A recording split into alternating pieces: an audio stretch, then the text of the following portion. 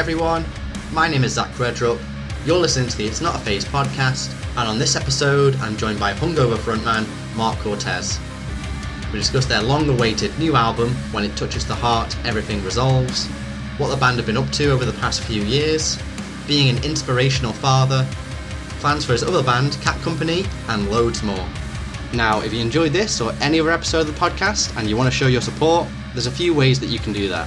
Number one, leave a rating and review wherever you're listening to this. It takes just a few seconds and it really does help. Number two, share this on your social media, whether that be Instagram, Twitter, Facebook, wherever. Or number three, if you want to go the extra mile, you can pay a little bit each month to join the Patreon, and in return you'll get access to episodes early along with some other perks, or you can pick up some merch from the store. All the links to that and the podcast socials where you can follow us can be found at itsnotaphase.co.uk. That's itsnotaphase.co.uk. And now with all that out of the way, let's jump right into this week's episode of It's Not a Phase. What's up everybody? Thank you for joining me on this episode of It's Not a Phase, where I'm joined by Marc Cortes of Hungover. How's it going, man? Good, how are you? Yep, all good, dude, all good. We were just saying before the podcast started, you've had a pretty busy day in the barbershop where you work today, so... Yeah, cutting hair, head spinning a little bit, but it's all good. We're talking now, and I'm good. I'm relaxed. Take a deep breath, have a conversation, All chill from here, dude. All chill from here. Yeah. So yeah, I guess the big news in the Hungover camp is the brand new album, When It Touches the Heart, Everything Resolves. That's out now on Smart Punk Records. And that's been an album that's been a few years in the making. Yeah, a little more than a few. Yeah. How's it feel for you to finally have this collection of songs out there in the world for other people to enjoy, not just kind of sit in your band drop boxes or emails or wherever it's been lingering over these years? It's honestly been cathartic. We've had this 11-song weight on our back for so long, and it's been worked on over and over and over again. It's not like we were just like sitting on our hands for 5 years, Yeah. Like there was a lot of writing that went into it, a lot of demoing.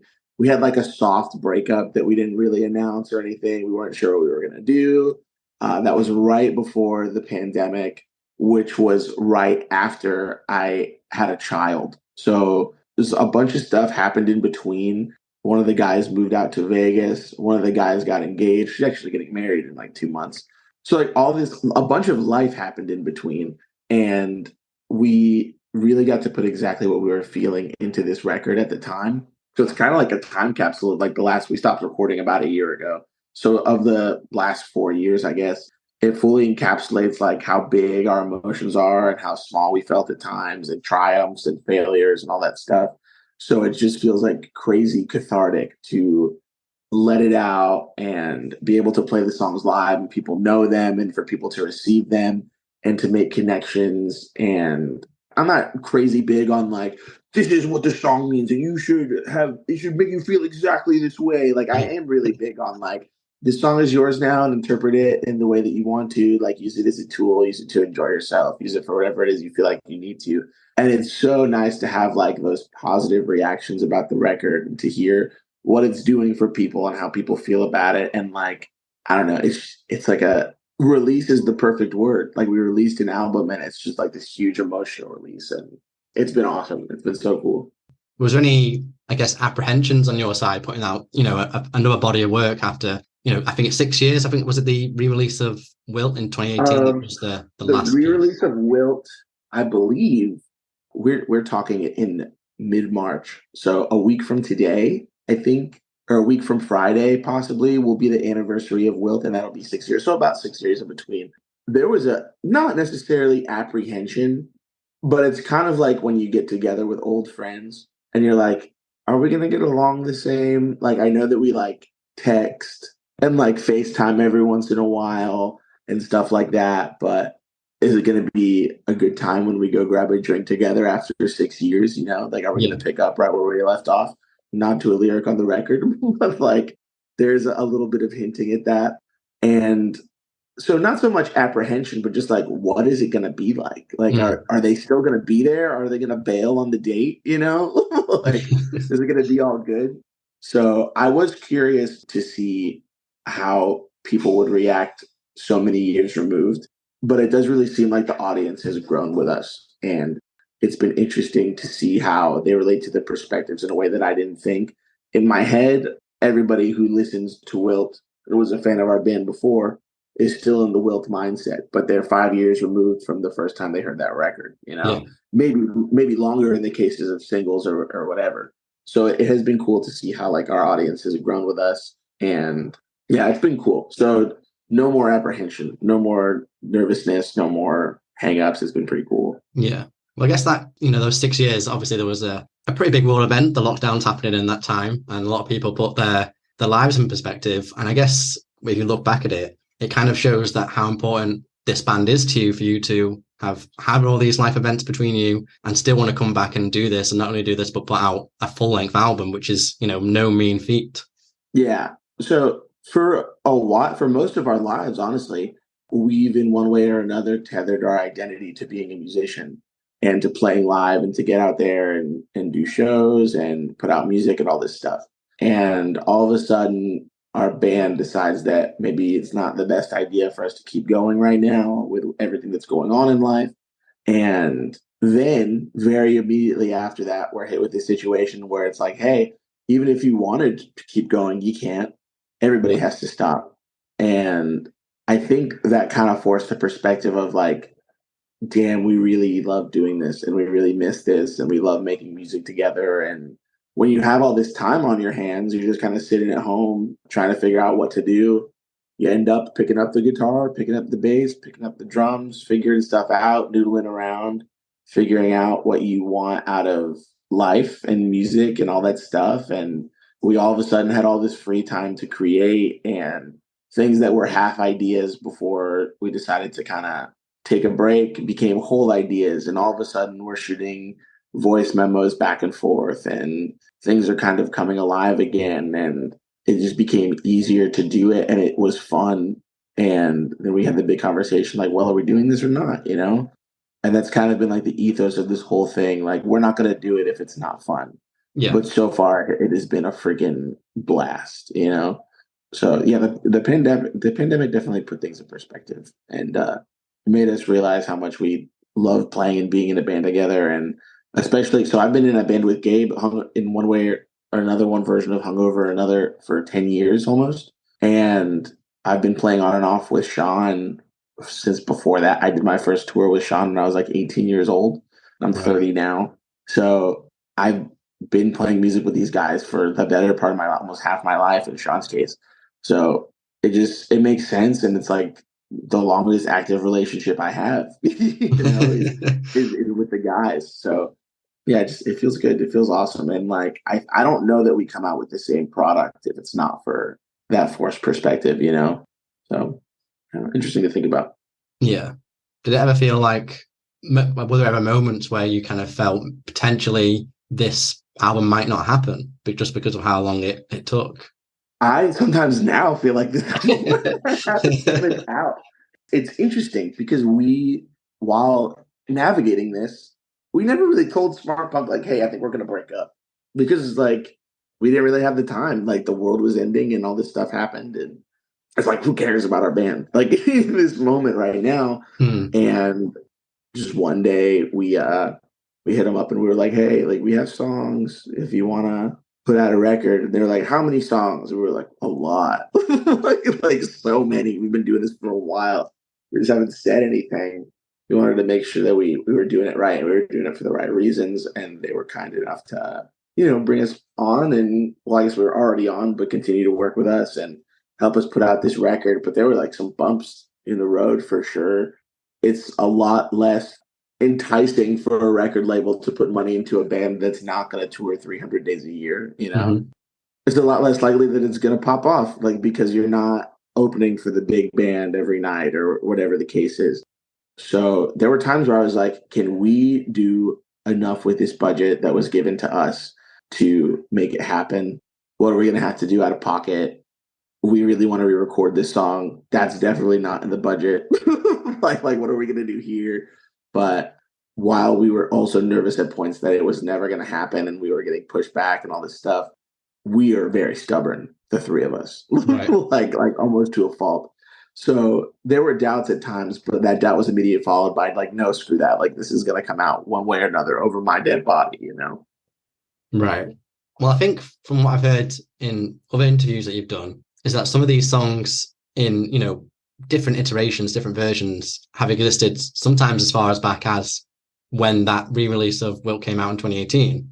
How have they kind of changed as you've been chipping away at them over the years? So what's really unique about this whole record compared to Wilt is that on Wilt, I'm probably playing 80 to 90% of the guitars and bass, with a few like step-ins from our producer, step-ins from Evan, step-ins from Austin. And Sean was joining the band while we were working on the songs for the re-release. So Right. there's a little bit of him on like Three's Company and Exit Stage Left and Sleep Alone. But for the most part, it was me. But Sean is exponentially a better guitar player than me.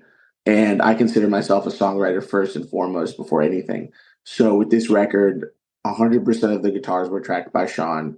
100% of the bass was tracked by either Sean, who's in our band, or Sean, who produced the record. Two different Seans, very confusing.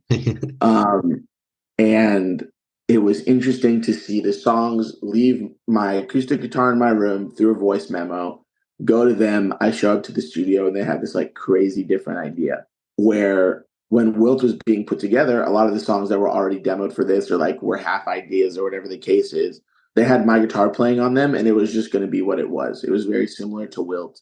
And we fully acknowledge that this is a little bit dissimilar. There's definitely been an evolution. It's definitely a little bit more dynamic, maybe a little bit more heavy at parts, a little bit more alternative, quote unquote. But the difference you'll hear and where the difference was made in the demos really does have to do with one, Sean playing guitar and just being a more dynamic and talented guitar player than me. Two, we didn't write these songs as a band. Sometimes I would demo, I would show the guys the song. We would like learn parts together, rewrite parts together, teach parts, whatever. And then we jam it live and play it live a few times and just see how, even if it was just to practice, like we just like workshop it there and see how it felt. Maybe like throw it in the set or whatever the case is. We didn't have the opportunity to do that with this. We did one off in New York and two in Orlando over the process of recording the record. And I think we might have played two new songs that were like pretty much done when we played them. Right. So the other nine, it was just like, well, hope this translates, you know? Yeah. So like, I think that's why it came out so dynamic. Like maybe we were overcompensating for like not feeling the live aspect of the record and like not getting together the way that we would have normally. But I think that has a lot to do with like how things were different. Yeah. Well, I don't know if this was intentional, but it kind of seems, at least in the titles, there's a tie between Wilt and the album. Obviously, the acronym is Wither. Would you say that these in any way act as like a companion release, or is it literally just the titles that kind of have a tie between the two? So the idea is that it's and I know this is like such a cliche and like so many artists use it. Like it really is an evolution for us. Yeah. Realistically, like for the normal timeline of a band, we would have put out another record or two in between these two records. And we probably wrote that material like to where like it could have been put out, you know, like for sure, like maybe in our Dropbox or our Google Drive or whatever the case is, there might be like a lost Hungover record that we made along the way without even realizing it with how many songs were done. But the idea is while the flesh and the blood and all that stuff evolved, the bones are the same. The structure is the same. A lot of the songwriting is very similar. Stylistically, it's very similar. But there's this like mass on top of the structure that has like kind of changed the shape. But to do that, we kind of had to rip away at everything. And it's kind of like where the whole like acronym for Wither comes into play. Because like, I don't know, it's kind of like I don't know what the word I'm looking for is. Like not a contradiction, but it's like the opposite. Like verbally it's degrading, but spiritually it's evolving. Like we're getting down to the bouillon cube of what we are as songwriters. And that's like the Wither, like we're taking away all the excess, but then we're adding on identity on top of that, if that makes sense. It's a weird concept, but like I knew I wanted them to be tethered together and for there to be a link. And also like overall, this record, as much as I want everybody in the world to hear it and for it to be the biggest record of all time, that's I think the hope of every artist who puts out music. It ultimately is for the people who waited around and were willing to stick it out and who kept listening to Wilt and supported us and would send us DMs and go like, hey, is there more music? Miss you guys so much, whatever, whatever. Hope everything Yeah. is good. Like overall, this record is for them, and like this is like the next step, and we wanted there to be a nod to the last record in there. Yeah. And it just kind of worked out that when it touches the heart, everything resolves works in that acronym. You know? Yeah. Well, yeah, I imagine you did have quite a stockpile of songs then before settling on this 11. How did you even begin to do that? We probably like realistically, like with stuff that we could use or thought would work in the context of the record that wasn't like so off the wall that we were like, nah, like no way. We probably had like 15 to 20 songs that we thought would work. We had one meeting with Smart Punk A&R. They're based in Orlando, so it's very easy for us to just like pop over and ask questions and have a meeting or whatever. It doesn't have to be on Zoom. Right. So they have a studio on site, and we played them all the demos that we had.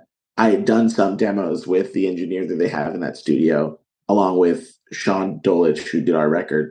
So we went back and just kind of listened to everything, and we were like, this is what we have. What do you like? What do you not like? What do you want to expand upon? What do you want different? Which I feel like is kind of like the opposite of what most bands on like an indie record label or whatever you want to call it do. Like most bands would be like, here's the record, suck it. Yeah. Like, we're going for it. So it almost did feel like the major label type approach where we're like, this is what we're working with. Like, let us know what you want on the record. Let us know what you're looking for. Let us know what you think you can market, all this stuff. And we had like a couple back and forth conversations about what we wanted. Then we narrowed it down to 12. So we went into the studio to fully record 12. And there were just these two songs that were in the same key and had like very similar lyrics, and the tempos were just a little bit off. Right. So Voodoo is actually the combination of two songs that we put together to make a stronger song. Dragon Ball Z type fusion, if you will. Yeah, Frankenstein kind of thing, yeah. Yeah, Frankenstein type deal, and it just worked out.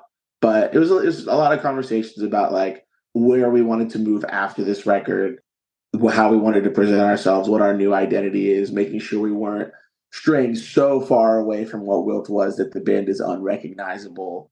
So it was a long conversation, a lot of long conversations for sure. Yeah. Well, was there a certain point when, because I guess in theory you could just continue to write song after song after song. What point was there when you were like, you know what, we've got enough songs in the bag here to start moving forward, to have the conversations you just mentioned, to start putting the steps in place to actually putting an album together? I don't know if there was I don't know what the exact moment was, if I'm being completely honest with you. I just know that it felt right when we were like, hey, are we going to hit Smart Punk up about this? And we felt like we had all our ducks in a row, which, like, if you know us as a band, is tough. Like, we've never had a duck in a row. The ducks are running around the field in an array of chaos all the time. The ducks are chickens. Like the first, yeah, the ducks are chickens. There's a dog in there or something, and it just felt like, oh, like this is an album. Only one person in the band prior to the release of Wither had ever written a full length before. Wilt was a 5-song EP that became an 8-song like super EP, I guess is what you would call it, or deluxe EP. And those were written separately. And like I had written a bunch of songs before, but I had never written them all with the idea that these are all going to be in succession. It'll kind of have a mood, tell a little bit of a story. It'll all have a certain vibe to it. And we just realized, oh, like we wrote an album, like maybe not on purpose, like maybe accidentally, but like this is a record and I think that we should put it out. Cool.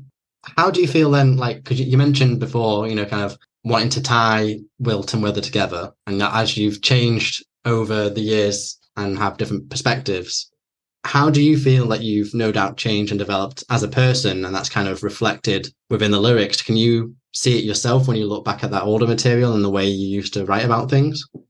I was angsty, dude. I was mad at the world. I was mad at every girl I ever met. I was mad at every relationship I ever had. I was mad at my dad. I was mad at work. I was mad at school. I was mad at everything. I was just a pissed off little guy. And I don't think I realized that. I think I thought I was chill. and I was in the pocket and like I could handle anything and like I had this like blind confidence, like it's me against the world. And I think that's where a lot of that angst comes through from Wilt. And with her, it's like an omission of guilt, or not an omission, an admission of guilt, Mm. an admission of I was wrong. How do I fix it? Self discovery. I feel like a lot of evil is like rooted in pride and in excess of it. Realizing that I probably had a little bit too much pride. I was a little too big for my britches, and taking a step back and realizing like adulthood for me means accepting who you are and using your identity to grow and become a better version of yourself and to take away the bad things and add good things and replace bad habits with good habits and be constructive and to love people. And that's kind of where the title comes from. If you're leading with love and acceptance and care, and that goes for yourself, to others, whatever the case is, it's just a better way to live. It's a healthier way to live. It's a happier way to live. I was like fueling my life with like hate and drugs and alcohol, like, and just like masking it with like a happy instrumental, And when I look back, I forgive myself for like being that person and having all those intense feelings. And I still have intense feelings, but I think I'm more aware of them. I think that I'm coming from a better place now, and just I grew. It's cool. Like I feel like when I listen to the old record, I kind of get to like, it's not that I'm doing it all the time, but every so often I'll pop it on, and I kind of feel like I get to visit my old self for a second and go like, damn, dude, it's pretty cool that we don't like fucking hate everyone anymore.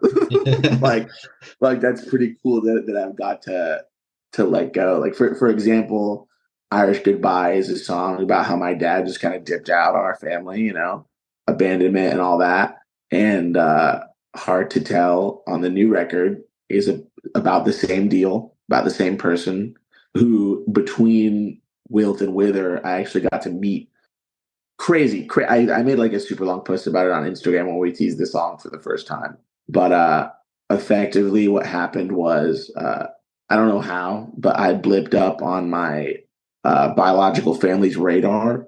And I had a sister reach out to me and found out while I was on tour on the Wilt 6-week like national tour or whatever that we did for the release, my first full US, that I had 3 siblings that I didn't know existed. They were all older than me. Wow.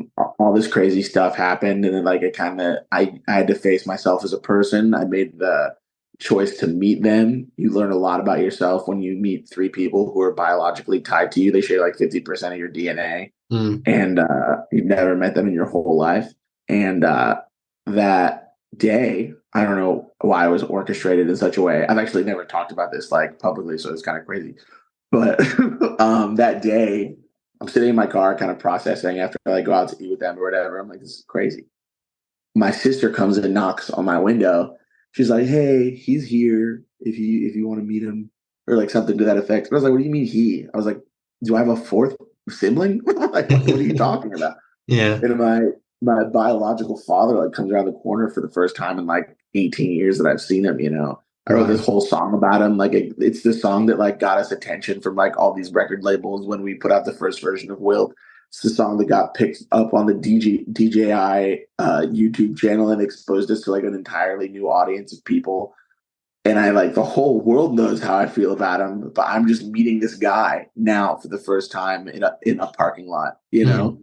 And I had to come to terms with the fact that like this guy just walks up and he's like, "What's up, rock star?" Because he knew like we had just charted on like the Billboard Heat Seekers or whatever. And it's like, that's cool if you're my dad my whole life, but you can't just like say that like Just walking like nothing what I mean? happened. Yeah. Like that's so wild. And like all that to say, between Irish Goodbye and Hard to Tell coming out, Irish Goodbye came out on the original Wilt. So we're talking 7 years of life in between, and growth and realization and stories and things that I'll never forget, and the birth of a child and becoming a dad just before that and all this stuff. And it is crazy to listen to the songs one after another. And that's really where another one of the ties are, not to get like tangential or whatever, through the record is there's a lot of stuff that I'm talking about on record one through one lens, one perspective, that I'm also talking about on record two through a totally different perspective with more maturity, with more poise, with more awareness, with more care, all that stuff. So when I go back and I look at the lyrics, I'm like, wow, like I really shifted my perspective on this. And it's not a Mm. good or a bad thing. Well, I think it's mostly good. Like the whole like growing up and maturing thing or, or Yeah. whatever. Like it's Getting probably a older. good thing. But I don't think I was a bad person back then. I think I was just misguided and I didn't know any better, you Yeah, know? just Like, ignorance, and people learn and yeah, grow as they get older. That's life. 100%. The contrast is crazy. Sorry for the tangent. It's all I right. probably went like 12 different places, but That's all right. I yeah. mean, well, thank you for sharing like that story. You know, that must have been a heavy day. Just a lot on your plate, regardless of It how it went. lingers. It lingers. Yeah, Like it's interesting. I don't really like interact with them a whole bunch, just because like I had a conversation with my brother one time where yeah, I was like, I'm good, like on life right now. I'm like, if you're not making my life any better, then like, what's the point, you know? mm, And like, we're cool. Like, if I would hang out with him, I guess, but yeah, like every so often, I'm on Instagram and I'm just reminded that there's someone in the world who like looks basically exactly like me, yeah, like all that stuff. But like all that to say, like that's just one song. mm, Like, like there's so much other life that happened in between that it really is jarring sometimes, and you have to take a pause when you realize that there are these like time capsules of how you felt at a certain point in time, and you could go back and look at them. And I'm curious to hopefully it's not another 5, 6, 7 years that we put out another piece of music, fingers but crossed. Yeah, yeah, I am curious to see how I answer that question when we talk 2 years from now, yeah. and just see how things have been reframed. Because there's already stuff on Wither where I'm like, oh, I'm like a little different now. Like I feel a little bit different about this. And I can revisit that, I guess, a little bit more immediately. But yeah. Well, I've no doubt you becoming a father in between those two records also kind of helped shift perspectives a little bit and how you kind of see things and take in different situations and stuff like that. Yeah, I think that's where my love comes from. Like, Mm, I think that's where like the everything resolved thing comes from because like I truly operate out of the idea that like everything I do is for the kids. Like, yeah, I'm out here like playing music and like trying to make a career as a musician, playing shows, whatever the case is. But like a lot of that is because I don't want them to think their dad's a fucking loser. Like, I want them to think that like I chased after my dreams and I tried my best and I tried my hardest to make things happen. And like if you get the vinyl and open it up and look at the dedication, there's the thanks in the top right corner of the insert, which is just the general thanks. And the bottom right corner of the insert is actually a dedication to them, basically saying, and I'm paraphrasing, I don't remember exactly what I wrote, but basically saying like we made this record because dreams can come true and the fact that you're holding it means that like we accomplished something, and I want yeah. you to know that like no one should ever tell you no.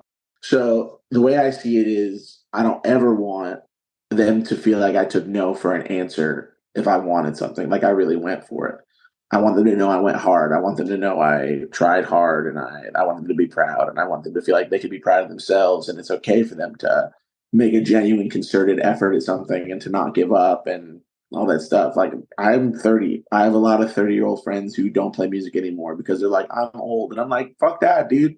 I'm like, you're not old. You just gave up on a dream. Yeah. Like you got to keep going. Like I want to entertain all their crazy, all their imagination, all their off the wall stuff. Like I let my daughter leave the house in cowboy boots and latex gloves. I don't care. Like be whoever you want to be. Speak your truth. Like if you're a cowboy today, like fuck yeah, I'm a cowboy too. Yeah. Like let's do it and let's make a genuine effort to express radical love and be the most pure, for lack of a better term, versions of ourselves. Like be Mm, authentically you. I don't want to raise someone who like fits into the mold that everybody wants them to fit into. I want everything to be tailored to them based on their cares, their wants, and their needs. And I think that's what makes the happiest person when mm, your life falls into place in such a way that's like, okay, this works for me. This is what feels good. This is what makes me happy. This is what makes me feel loved. This is what makes me feel safe and comfortable and like I can do anything, you know? So I just want to enforce that and like lead by example. And yeah. Yeah, that makes sense. Do they know that their dad's a rock star? Um, I D-list rock star maybe. When my son was 2 or 3, we played a festival that he went to. He was Right. very confused and like didn't understand why he couldn't be up there with me. My son is 8 now, and he has like an awareness. Like we just did our release show a couple weeks ago, and Rachel, my partner, designed the merch for the show. She's a tattoo artist and a very gifted, just visual artist. So she designed all the merch, and I picked him up from school the Friday before the show, and all the merch is in my car. And he's like, "What is that? Is that for me?" And I was like, "No, like, these are t-shirts. We're selling them." And he was like, "Why?" And I was like, "We're playing a show." And he kind of understood because when I showed them the record. He can read. He's 8. Daughter's getting the hang of it right now. She's 4. But I had him read the dedication to her, and I cried like a freaking baby. Of course I did. Like when I had him read it, and they're kind of like my litmus test for if a song is good or not. Right. Like I'll play them something, and like now they know my voice, so they know that it's me. But I'll go like, "What do you think of this?" And they'll tell me. So like they actually picked a single for the record, which is pretty cool. But I told them when we put the record on, because like I had them read it, and then I put the record on our record player, and we sat and we listened to it all together. And I was like, now the songs that I showed you in the car are for everyone. You can go to the store and you can buy it. You can go on your phone and you can listen to it. You can do all this stuff. It belongs to everybody now. And my daughter doesn't really know what's up. He was like, holy crap. Like you could see on his face that he was like so amazed that that was a thing, because I take him to Smart Punk has a record store like 5 minutes from my house. And Right. that's where I went and bought the record. And I told him, I was like, we went to that place where Cooper works, and I bought the record. And like, you can buy it now and it's ours and it'll be in our house, and other people could do that too. And I think that kind of blew his mind a little bit. So he understands that other people have an appetite for the music and want Right. to listen to it. And it's not just like something I make them listen to in the car as torture. But I think it clicked for him when he saw the t-shirts, because like I had to open them up and like make sure that everything was the right size and all the prints looked good and this, that, the other thing.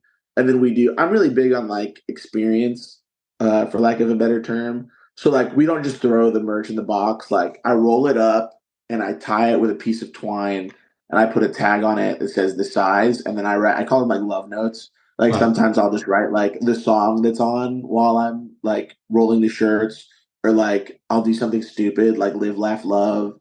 Sometimes I'll draw that like S with like the 3 lines and the 3 lines. Oh yeah. I know what you mean. Like Yeah. sometimes I'll do that. Like sometimes I'll draw something. It's just whatever. Just like a little touch of something, like to show like, hey, I cared about this like 10% more just because I know someone's gonna buy it. So he watched me fold the shirts, roll them up, put the twine on, put the tag on. Saw Rachel help me put the tags on and all that stuff. My daughter even got like involved because she felt left out. And it was like not a crazy, like 150 shirts. But he saw that there were 150 shirts, and I was like, yeah, people are gonna buy these. And Mm. he was like, there are a lot of people. Like, so I think he's like kind of figuring out that like people care about who Yeah. we are. But it's an interesting place to be. At the end of the day, I'm just his dumb dad. Yeah. Like, you know. But I think he's like developing an awareness. What I would really like is we're playing a festival in June that's not announced yet locally. And I think there's a chance we could play during the day. And not at like this last release show that we did, we were on at like 11:30, like so late at night. Not He ideal for could a there's no kid. way. Yeah, there's no way he could hang. Yeah. But I'm hoping that we get a slot during the daytime, and I could have him stand like side stage or something, so like he could see that it's real and like what it is. And because he always asks, like, he knows Uncle Gabe and Uncle Sean are in the band. He knows Uncle Gabe plays drums. He wants to play drums so badly. And he goes, this is every time he asks me about it. He goes, when's the next time you're going to have a band? And I'm like, I have a band all the time. The next time I play a show is this day or whatever. And he Yeah. goes, is Uncle Gabe going to be there? And then I go, yeah. He goes, can he not go so that I could play drums? Like, he wants to be involved. There may be a family band in the future. We'll see. Yeah, that's cool. But yeah, he kind of knows what's up. Yeah, yeah. Do you know, well, do you have an idea where you might want to take Hungover musically in future releases, or is that kind of up in the air at the moment? I mean, it's a little up in the air. A lot of the demo stuff that we've been putting together is kind of like in that like heavy pop, almost like home team sort of vein. Yeah. Where like they're still playing pop punk, but it's a little dancey. They have the down-tuned guitars and stuff like that. Sean and I guess me technically come from like a post-hardcore background. I met him because we started playing in a band together called Broadway like 12, 13 years ago. And that was like a MySpace scene kid, I like know Broadway. sleeping with sirens. Yeah. Yeah.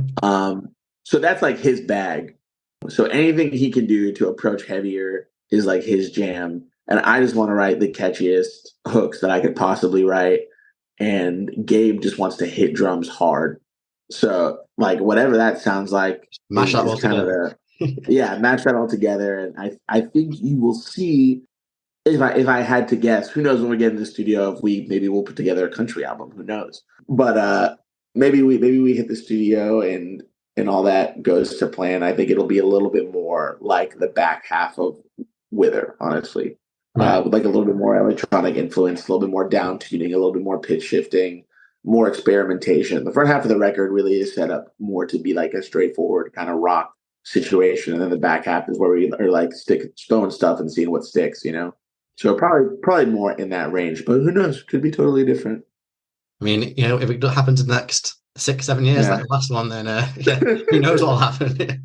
Let's hope. We're already demoing, but I mean we were demoing last time too, but we're already demoing with like sincerity, like like we want this to be a planned release, and like we're gonna figure it out from here. We've already talked about like who we would do the next record with, all that kind of stuff. So yeah, we'll see. Fingers crossed though that it's not 4 million years from now. Yeah. Well, I think aren't you in some you got some other musical projects? Is it Evil Genius and you're in Cat Company as well? Yeah. Yeah. Evil Genius is kind of just like it's very fleeting. It's like what I do and I'm not busy and I'm always busy. I probably have like 5 or 6 songs in the can for that just like aren't out yet. And like that'll find its way. Cat Company has a release coming out very soon. I joined that band like 2 years ago Right. with the idea that the Hungover stuff would come out and then I could focus on Cat Company after the Hungover album cycle. Did not time out that way. Now I am putting the Hungover record out literally months before the next Catco release. We have a show next month, Hungover in Orlando, and then like 2 weeks later, I have a show with Cat Company at the same venue. In the summer, we have a festival with Hungover. The next week, I have a run with Cat Company. Like it's just like it's all like stacking together. And what's crazy is Sean Dolich, who produced the Hungover record, is in Cat Company and produces Cat Company. Okay. So somehow I've managed to spend the better part of my musical time over the last 3 or 4 years almost exclusively with Sean. Like it's so weird to where so now Sean is playing bass for Our Last Night on tour, and we were talking about recording or whatever, and I was like, well, if you're gone half the year, who am I supposed to record with? Like, I'm not recording with anyone else, you know? This feels weird. He's like my musical comrade now, you know? Mm. But yeah, Cat Company's been really cool. It's been refreshing. I've never really screamed before. I'm singing way weirder stuff than the Hungover record. Like the Hungover stuff is very like introspective and like very much about me and my experience. And the Catco record is about being abducted into the afterlife and being probed by biblically accurate angels and then fighting your inner demons in the afterlife. like kind of very, like very cliche crazy stuff. Yeah. yeah, like just normal angel aliens and demons in the Grim Reaper and facing existentialism, and it's very just like so not what I'm used to. Very I don't know. It's I've only really ever sang for Hungover, and joining this band that already has a lore about them and already has an expectation to like approach weird and to go into those interesting places has really like pushed me out of my comfort zone quite a bit. So I'm curious as to how me joining Cat Company and working on all this music for probably about a year and a half, 2 years is going to affect when I go in and start writing from scratch again. And I'm like, all right, like where are the influences coming from? Yeah. like what am I feeling? That's been super weird too, because like I think the technical term is swancore, like progressive post-hardcore Yeah. or whatever the Yeah. deal is. I'm not super deep in the trenches with all that stuff. They are. They know what's up. They know all the bands. Like, and I like the music. Like I enjoy it, but it's just not like what I'm always listening to constantly. Mm. So it's been interesting to be introduced to like, hey, here's this thing, here's this motif, here's this thing that you should do. This is what this should sound like. And then like to take it and put my own spin on it without like the influence of like Kurt Travis or something like right in my ear all the time, you know? So that's been cool. I've been told a few times that my voice is weird for swancore, which I kind of like. Yeah, I think that's fine. Like, you don't want to have the same vocalist over and over again, do you? Yeah, 100%. Yeah, but with Hungover, I get compared to like Patrick Stump and Brendan Urie like constantly. Has not happened one time with Cat Company, like at all. Which is just like kind of refreshing. Yeah. They're like, "What is this?" And I'm like, "It's pop punk vocals, you guys." Chill. Well, that all sounds really exciting. It sounds like timing was a bit poor with having everything staggered when you didn't really want to do that, but we move. Yeah, I'm like slated right now to go from like not putting out any music effectively for like 5 years to putting out like more music this year than I ever have in my entire life. Like like the amount of public music I will have out by the end of the year will probably double. You know, like it's kind of crazy to think about, but also like super super cool. I didn't realize I was going to be going this hard in 2024, but here we are. Here we are. Yeah, just got to roll with it, man. 100%. Well, what else have you got planned for 2024 that we've not discussed yet, or was that pretty much it for now? Looking at putting together some runs with Hungover, looking together at putting some runs together for Cat Company, writing more music, making more goofy, silly TikToks, that whole deal. Just like basically doing whatever I physically, mentally, spiritually can to push this record out to as many people as I possibly can while still maintaining my sanity and being a dad. That's the plan for 2024. Sounds like a solid plan to me. Yeah. Well, thanks very much, Mark. I really appreciate your time and, going through all that with me. And, it sounds really exciting, all this stuff you've got going on. Before I let you go and enjoy the rest of your day, any final words, anything you want to say or plug? Floor's yours. We are at Hungover Band on everything. Instagram, TikTok, if that's still a thing by the time this comes out. I know that's weird. Twitter, Facebook, all that good stuff. We are at Hungover Band. When it touches the heart, everything resolves is out everywhere that you can stream music. You can buy the vinyl on Smart Punk's website. And yeah, that's all. Awesome. Well, thanks very much, Mark. You too. See you then. Bye. See ya. And that is it. Thank you so much for listening. Again, if you enjoyed this or any other episode of the podcast, then please leave a rating and review wherever you're listening to this. If you want to support the podcast further, you can go and give it a follow on social media, pick up something from the merch store, or subscribe to the Patreon to get early access to episodes. All the links can be found at itsnotaphase.co.uk. That's itsnotaphase.co.uk. Thanks again, hopefully catch you on the next one, and remember, it's not a phase, it's a lifestyle.